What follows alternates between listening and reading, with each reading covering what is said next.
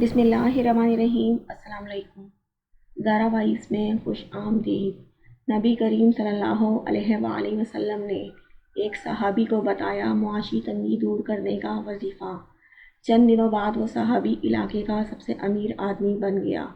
ایک صحابی نے رسول اللہ صلی اللہ علیہ وسلم کی خدمت میں حاضر ہو کے عرض کیا کہ حضور، مجھے اس قدر غربت اور فقر نے گھیر لیا ہے، میں جو کام بھی کرتا ہوں ناکام ہو جاتا ہوں۔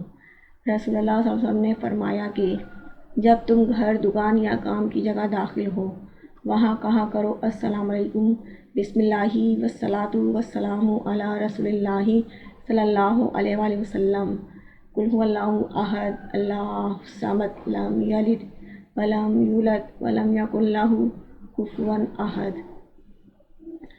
یہ ایک مرتبہ پڑھ لیا کرو، گھر میں جاؤ، دکان میں یا کام کی جگہ۔ صحابی فرماتے ہیں، میں نے جب یہ عمل کیا، چند دن گزرے، میں اپنے علاقے کا سب سے بڑا امیر آدمی بن گیا۔